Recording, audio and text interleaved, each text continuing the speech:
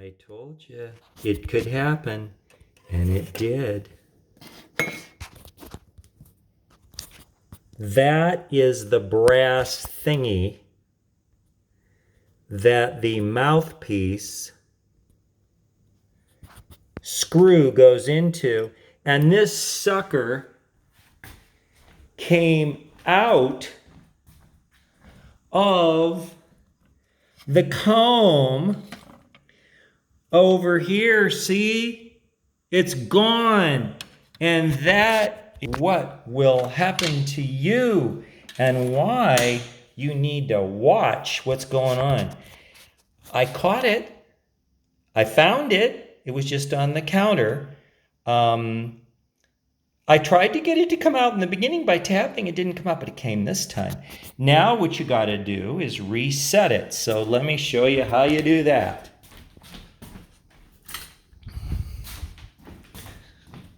Okay. I'm going to do this from across the table.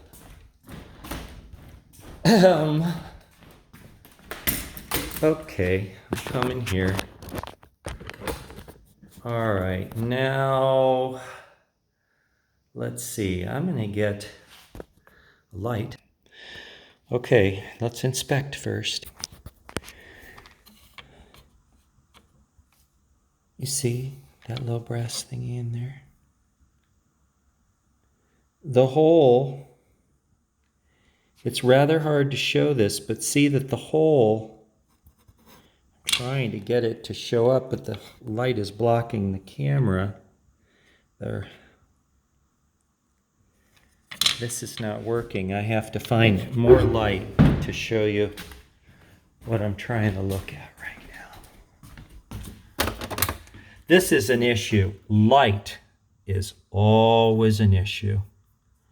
Okay, now, as we take a look, try to get the camera to focus on this. Okay, the hole is towards the back of the piece. Okay? So we know that the hole is not at the part that is left when you push it in. It's not there, it's down lower. So that's one thing I know. And I also know that it holds a screw. Okay, so therefore, the question, of course, is what orientation does it take to put this in where it will work? Well, how do you know? Okay, if you look at this, we know that it's going to go in like that, right? Because we know the hole is low. The hole is low in the metal piece. Okay, now, does it go like that? Or does it go like that? Well, you know, because see, you can tell there's no sticking up part around the hole, which there is here, a minute amount of sticking up where they drilled the hole and pushed through the screw. So we know that the screw is going down into this part. So the correct orientation is this, which is slightly raised, and then that goes there. So I put it in. I can't do this one-handed, but I might be able to show this part by coming over here and doing a close-up. Maybe I can even get closer. Can I get closer? No, that's as close as I'm going to get. Okay, so this thing has to go in like this. And I can prove it by taking a mouthpiece screw and seeing, can I get it to start in the hole? And I can. So that means I know this is the direction that the screw goes in, and the round part goes low, not high. So I just set it in right like this, okay, and gently put it into position, okay? And I push it down. And I'm going to come in now and press the plastic just a little bit so that it has a little bit of grip, and that's enough to hold it in place. I have to be aware as I work on this harp that that could be a problem. I'm not going to glue it in, because you glue it in, you won't get it out. And then when they go bad, they make them that way so you can replace them, okay? So we've got this repaired, and that shows you again the care you have to take. Now, let me come over and show it to you one more time before we close off this video. I'm coming over here now to show you that we've got this sucker in place properly. I'll take the light off, bring it in. Right like that. You can see the hole is low, and it will take a screw.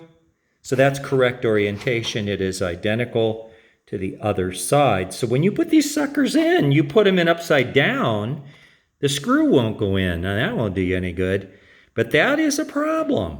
And I thought, it's the first one I've worked on that I've had this problem. But as long as you know it can happen, it probably, isn't too much of a surprise, which means it's manageable. There's nothing wrong with the harmonica. This is not a manufacturer's error. It's the way they're designed. It's true for Honers and all the others that have that type of attachment of the mouthpiece screw, which would not include the Seidel Symphony or the Saxony or the Vulcany, which the screws don't go into little pieces of metal that are stuck in plastic. They actually go into the comb.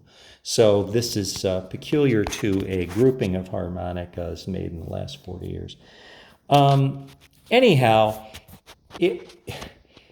what's the lesson? Anything can happen. Be prepared. Keep your eyes open. Now, what would I have done if I would have lost that part?